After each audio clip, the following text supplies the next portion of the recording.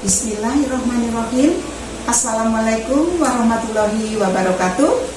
Senang sekali bisa hari ini alhamdulillah bertemu lagi dengan para pemirsa Sirah Nabawiyah dimanapun kalian berada. Umi Nini doakan sahabat-sahabatku semua selalu dalam lindungan dan kasih sayang Allah SWT dan dikaruniai umur yang panjang berkah manfaat, khususnya untuk sahabatku yang muslim bisa menemui bulan Ramadan tahun ini sehingga bisa beribadah di bulan suci yang penuh berkah. Bulan suci Ramadan itu kita bisa banyak sekali melakukan ibadah-ibadah yang pahalanya sama Allah dilipat gandakan. Amin. Dan juga dikaruniai badan yang sehat afiat, juga rezeki yang melimpah berkah. Amin ya robbal alamin. Alhamdulillahirabbil alamin. Wassalatu wassalamun ala asrofil anbiya'i wal mursalin wa ala alihi washabihi ajmain. Asyhadu alla ilaha illallah wa asyhadu anna Muhammadan abduhu wa rasuluh. Kisah Rasulullah pada hari ini pertemuan kita bab yang ke-84. Ini hadir bekerja sama dengan CN YouTube channel. Jangan lupa like, komen, subscribe dan bagikan. Terima kasih. Dan masih dalam pandemi COVID-19 ini tentunya sudah sudah yang divaksin, namun tetap ikuti protokol kesehatan yang dianjurkan oleh pemerintah 5M. Apabila keluar rumah, memakai masker, mencuci tangan dengan sabun, menjaga jarak, menjauhi kerumunan, dan mengurangi mobilitas, dan juga olahraga dan makan yang cukup bergizi agar sehat. Terima kasih. Kita mulai. Allahumma sholli ala sayyidina Muhammad wa ala ali sayyidina Muhammad. Bab 84 ini adalah berbagai operasi militer antara Badar dan Uhud. Perang Badar merupakan awal pertarungan bersenjata antara kaum muslimin dan kaum musyrikin dan merupakan peperangan yang menentukan. Jadi kaum muslimin memperoleh kemenangan besar yang diakui oleh seluruh bangsa Arab.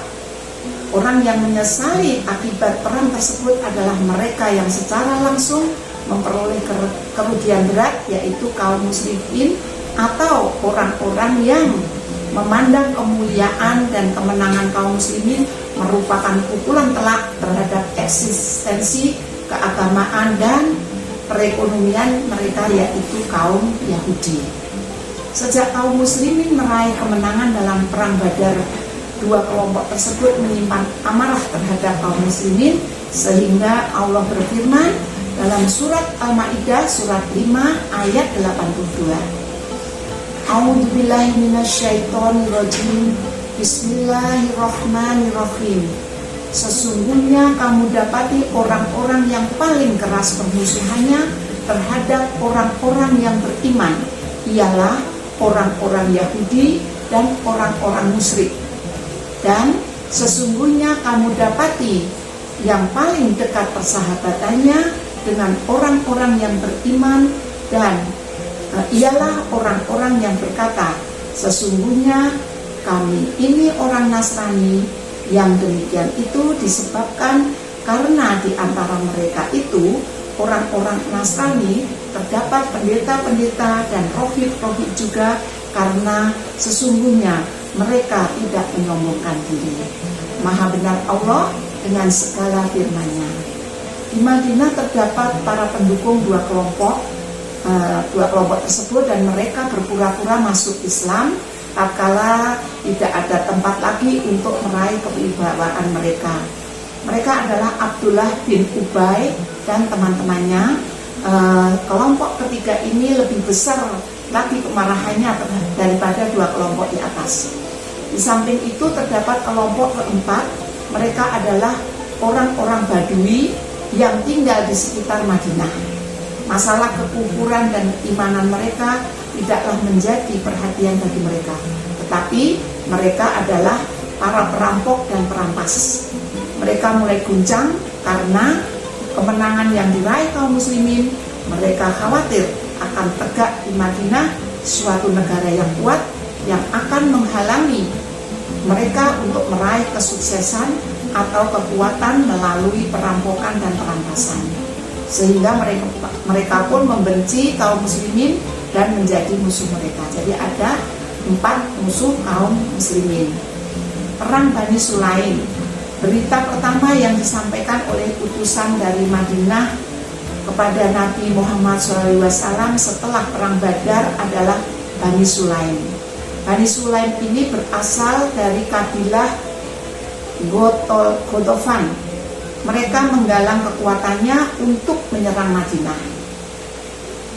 Nabi Muhammad SAW dengan pasukan kavaleri yang berkekuatan 200 personil mendatangi kabilah tersebut di perkampungannya.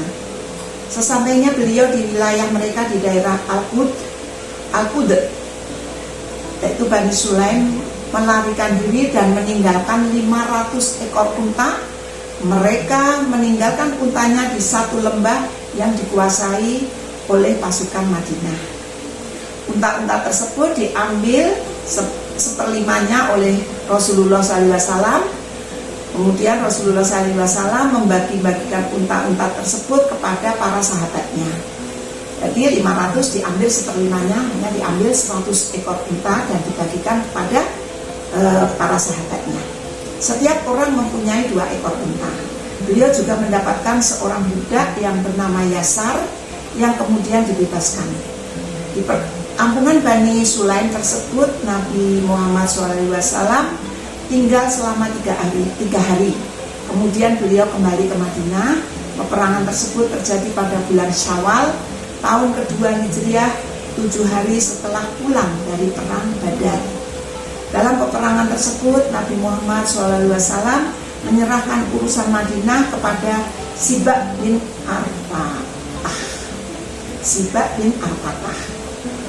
Persengkongkolan untuk membunuh Nabi Muhammad SAW, yaitu kekalahan kaum musyrikin dalam perang Badar, menimbulkan dampak yang mendalam. Kaum Quraisy di Mekah menjadi marah dan mulai meluap-luap emosinya terhadap Nabi Muhammad SAW.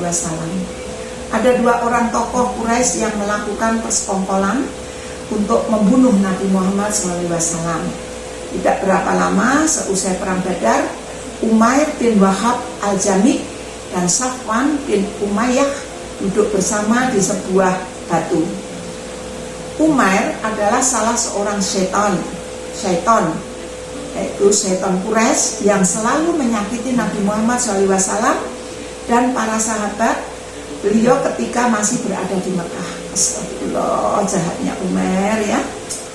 Sedangkan anaknya yang bernama Wahab bin Umair menjadi tawanan Badar.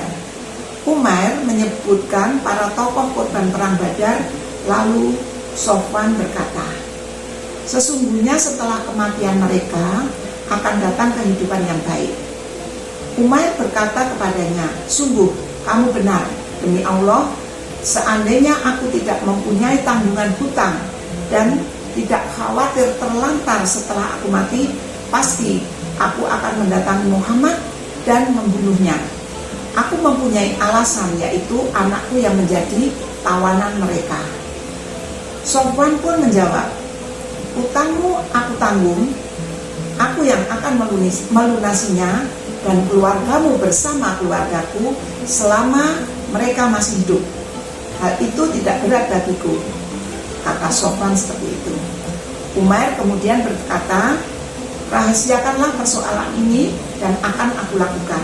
Jadi pembicaraan 2 orang tadi di atas batu.